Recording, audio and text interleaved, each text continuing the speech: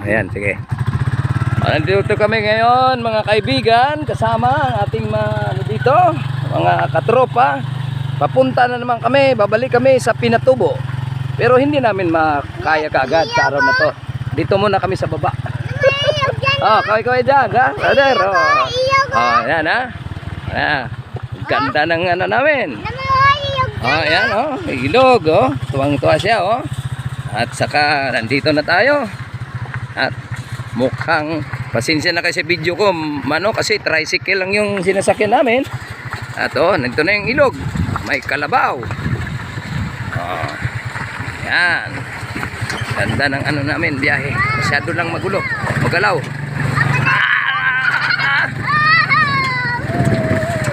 Buti yung inayos mo na yung ano niyan, yung kadena. Okay.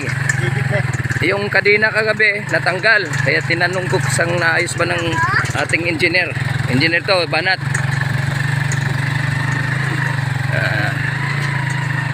Maraming trabaho to si Banat. Pwedeng farmer, engineer, driver. Si brother naman, may malaking lupa ito dito. Ito yung sinasabi kong tamnan natin. Itong ano? Oo, ito yung rock dito. Sa'yo pa yung ganyan? Oo, pwede. Kailangang maararo. Buti kayo, laki ng lupain nyo. Yan, lupain na yan, sa kanila lahat yan. Saka mga katutubo, pumasok lang yung mga ano dito, mga unat, brother, pumasok lang at naghanap buhay. Ang problema, inangkin na. Inangkin na nila. Yan, ganda ng travel namin. Kaway-kaway na, kaway-kaway. Kaway-kaway.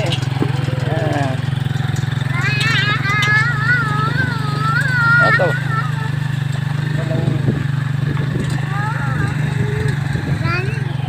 Sa mga viewers natin dyan, meron tayong ang pagtisan nyo lang namin kasi unstable yung aming sinasakyan. Yan. Yan na naman. Walang tigit kayo kadena. Ito, medyo na problema kami. At problema tayo at kadena nga naman. Wala ka saman? Di puputulin ko muna.